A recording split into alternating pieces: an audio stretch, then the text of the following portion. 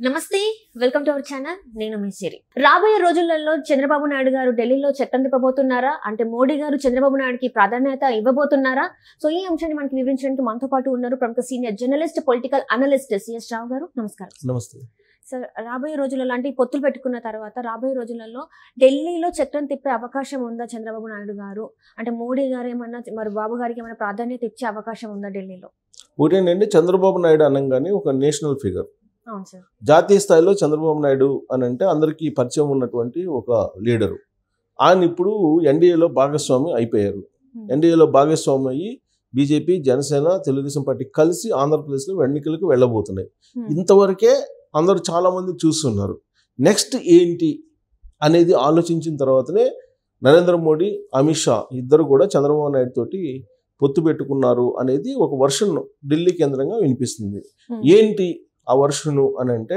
ఒకవేళ రాబోయేటువంటి రోజుల్లో ఎన్డీఏ కనుక అనుకున్న విధంగా సీట్లు రాకపోతే మొత్తం పోలరైజేషన్ మారిపోయేటువంటి అవకాశం ఉంది ఢిల్లీ లెవెల్లో కారణం ఏంటంటే ఇప్పుడు ఇండియా కూటమి కూడా ఒక రకంగా బలపడుతూ ఉంది ఆల్రెడీ ఇప్పుడు ఆప్తో కానీ లేదా ఇతర పార్టీలతోటి పొత్తు ఒక కొలిక్కు వచ్చేసింది వచ్చినటువంటి క్రమంలో ఇండియా కూటమి కూడా ఎంతో కొంత బలపడుతుంది అనేది వినిపిస్తుంది ఒకటి తమిళనాడులో కానీ కేరళలో కానీ బలంగా ఉంది ఒక ఆంధ్రప్రదేశ్లో అలాగే ఆంధ్రప్రదేశ్తో పాటు తెలంగాణలో బలంగా ఉంది కాంగ్రెస్ పార్టీ ఆంధ్రప్రదేశ్లో బలహీనంగా ఉంది సో మిగతా రాష్ట్రాల్లో దక్షిణ భారతదేశం అంతా కూడా బలంగా ఉంది ఉత్తర భారతదేశంలో బలహీనంగా ఉంది సో ఉత్తర భారతదేశంలో కూడా బీహార్లో ఇప్పుడు మళ్ళా కొంత బలపడింది రాజస్థాన్ మధ్యప్రదేశ్లో కూడా కొంత బలపడుతున్నట్టు కనిపిస్తూ ఉంది సో ఇవన్నీ పరిస్థితులు కనుక చూస్తే ఒకవేళ రాబోయేటువంటి రోజుల్లో మ్యాజిక్ ఫిగర్ కనుక రీచ్ కాకపోతే బీజేపీ అప్పుడు ఎన్డీఏ కూటమిలో ఉండే భాగస్వామ్య పక్షాలన్నింటినీ కూడా ఒక తాటి మీదకి తీసుకురావడానికి ఒక నేషనల్ ఫిగర్ అనేది కావాలి అది నరేంద్ర మోడీ నేషనల్ ఫిగరే ఆయన ప్రధానమంత్రి తర్వాత జాతీయ పార్టీ కాబట్టి బీజేపీ దాంట్లో ఉన్న వాళ్ళందరూ నేషనల్ ఫిగర్లే కానీ భాగస్వామ్య పక్షాలన్నింటినీ కూడా ఒక చోటకి చేర్చడానికి ఒక పెద్ద తలక అయితే కావాలి ఎన్డీఏకి కన్వీనర్గా ఉన్నటువంటి అనుభవం చంద్రబాబు నాయుడుకు ఉంది గతంలో అలాగే నితీష్ కుమార్కి ఉంది బీహార్ సీఎం నితీష్ కుమార్ ఆల్రెడీ ఎన్డీఏలో ఆయన కూడా ఇటీవలే చేరారు ఇప్పుడు మళ్ళీ చంద్రబాబు నాయుడు కూడా చేరారు అయితే ఇక్కడ కాంగ్రెస్ పార్టీ వాళ్ళు ప్రధానంగా ఇండియా కూటమిలో వాళ్ళు కోరుకున్నది ఏంటంటే చంద్రబాబు నాయుడు లాంటి లీడర్ కనుక ఇండియా కూటమిలో ఉంటే బాగుంటుంది అనేటువంటి ఆలోచన బలమైనటువంటి కోరిక ఆ కూటమిలో ఉంది ఎందుకంటే చంద్రబాబు నాయుడుకి మమతా బెనర్జీ క్లోజు స్టాలిన్ క్లోజు అవసరమైతే నితీష్ని కూడా సపోర్ట్ తీసుకోగలడు సో అఖిలేష్ యాదవ్ ఉత్తరప్రదేశ్ వాళ్ళు క్లోజు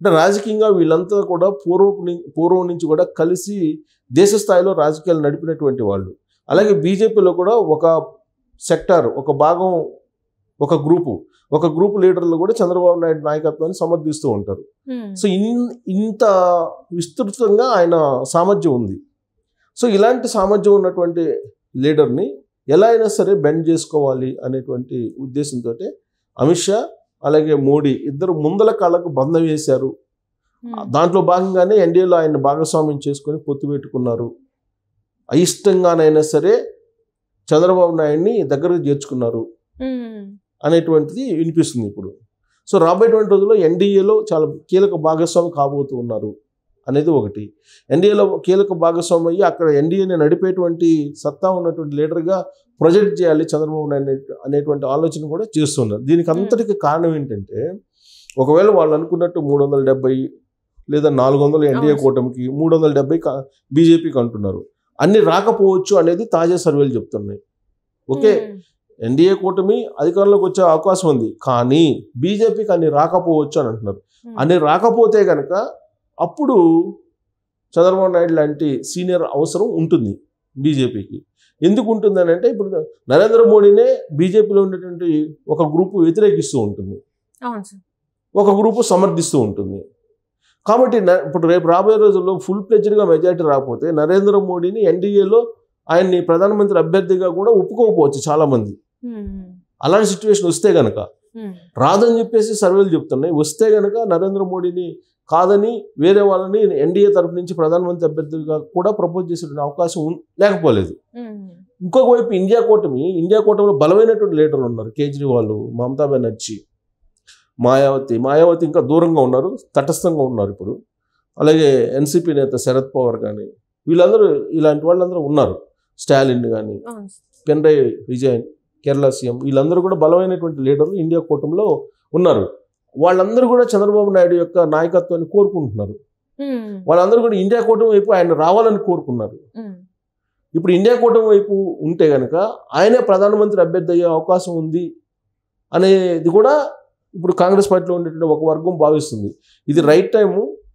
ఈ టైంలో కనుక ఇండియా కూటమిలో కనుక ఆయన వచ్చినట్టయితే ప్రధానమంత్రి అభ్యర్థిగా ఆయన ఫోకస్ అయ్యేవాడు చంద్రబాబు నాయుడు అనేది కాంగ్రెస్ వర్గాల నుంచి, అలాగే ఇండియా కూటమిలో భాగస్వాముల నుంచి కూడా వినిపిస్తుంది.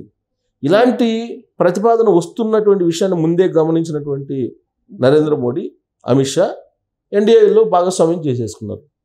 ఇంకా ఆ ప్రతిపాదన అనేది ఆదిలోనే క్లోజ్ అయిపోయింది. ఇటీవల వరకు కూడా కేసీఆర్ దేశకి నేత అంటూ పోస్టులు ఎంచుకొని ప్రచారం చేయించుకున్నారు. ఇండియా కూటమిలో భాగస్వామ్యం కావాలి, ఇండియా కూటమి తరఫు నుంచి ప్రధానమంత్రి కావాలని తాహతకలాడాడు కేసీఆర్. కానీ ఆయన తెలంగాణ సరిహద్దుల నుంచి బయటికి వెళ్ళలేకపోయాడు. బయటికి వెళ్ళేటువంటి ప్రయత్నం చేసినప్పటికి కూడా, ఆర్థికంగా బాగా డబ్బులు సమకూరినప్పటికి కూడా ఆయన రాజకీయంగా నేషనల్ లెవెల్లో ఆయన నమ్మరు, ఎవరు కూడా నమ్మేటువంటి పరిస్థితి లేదు. కేసీఆర్ని ఎవరు నమ్మరు. ఢిల్లీలో నమ్మేటువంటి పరిస్థితి లేదు. చెప్పిన మాట మీద నిలబడ్డు, తర్వాత ఎవరి దగ్గర అయితే ఉంటారో వాళ్ళకి మోసం చేస్తారు అనేటువంటి అభిప్రాయం ఆయన మీద ఉంది. బట్ చంద్రబాబు నాయుడు అంటే అందరితోటి కొంచెం ఫ్రెండ్లీ నేచర్ తోటి ఉంటారు అనేది, ఆయన కార్డియల్ రిలేషన్ మెయింటైన్ చేస్తుంటారు అనేది చంద్రబాబు నాయుడు మీద ఉన్నటువంటి గుడ్ విల్. ఢిల్లీలో ఇవాళ ఢిల్లీ వెళ్ళి ఎవరైనా సరే నేషనల్ ఫిగర్, నేషనల్ లుక్లో ఉన్న లీడర్ ఎవరైనా ఉన్నారు అని అంటే చంద్రబాబు నాయుడు అని చెప్పి ఎవరైనా చెప్తారు. సో ఒకవైపు ఇండియా కూటమి నుంచి ప్రధానమంత్రి అభ్యర్థిగా చంద్రబాబు నాయుడు పేరు వస్తూ ఉన్నటువంటి క్రమంలో వచ్చేటువంటి అవకాశం ఉంది. చంద్రబాబు నాయుడు తెర మీదకి వచ్చే అవకాశం ఉంది. ఒకవేళ చంద్రబాబు నాయుడు ఇండియా కూటమి తరపు నుంచి కనుక నాయకత్వం వహిస్తే ఎన్డీఏ కూటమికి ప్రమాదం ఏర్పడుతుంది అనేటువంటి ఉద్దేశంతో ముందర కాలకు బంధం వేసి చంద్రబాబు నాయుడిని ఎన్డీఏ కూటమిలోకి లాగేసుకున్నారు. సో ఎన్డీఏ కూటమిలో ఇప్పుడు ఆయన కీలకంగా రాబోతున్నారు, కీలకం ఉండే అవకాశం ఉంది. సో ఈ పరిణామం అనేది చంద్రబాబు నాయుడికి తెలియదు అంటే తెలుసు. కానీ రాష్ట్ర ప్రయోజనాల కోసం చంద్రబాబు నాయుడు బీజేపీ వాళ్ళకి ఇష్టం లేకపోయినా కానీ ఆయన తల వంచుకొని కొన్ని బాధలు భరించి కూడా ఆయన కొన్ని త్యాగాలు చేశారు కేవలం రాష్ట్ర ప్రయోజనాల కోసం. తన సొంత ప్రయోజనాలు అయితే కనుక ఇండియా కూటమిలో ఆయన కీలకంగా ఉండేవాళ్ళు, ప్రధానమంత్రి అభ్యర్థిగా వాళ్ళ ఫోకస్ అయి ఉండేవాళ్ళు చంద్రబాబు నాయుడు. కానీ రాష్ట్ర ప్రయోజనాలే నాకు ముఖ్యం, రాష్ట్రమే ముఖ్యం, అమరావతి రాజధాని కట్టాలి, నా కళల ప్రాజెక్ట్ అది అని చెప్పి ఆయన చెప్తూ ఉన్నారు.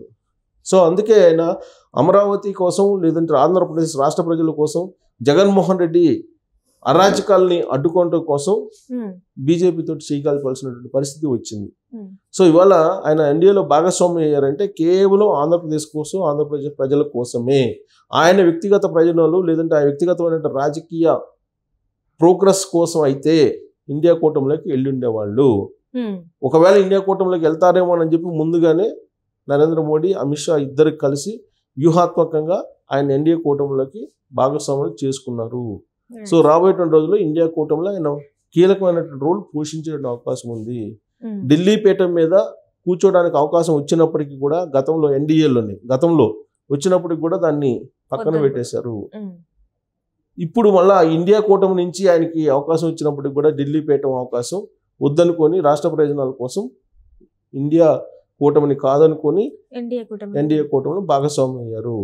సో ఆయనకు ఉండేటువంటి సంఘర్షణ, ఆయనకు ఉండేటువంటి పరిస్థితుల్ని ముందుగానే గ్రహించి వ్యూహాత్మకంగా మోడీ, షా ద్వయం ఆయన మీద ఒక వల వేసి వాళ్ళ వైపు తిప్పుకున్నారని చెప్పి మనం విశ్లేషణ చేసుకోవచ్చు. Right, thank you so much sir.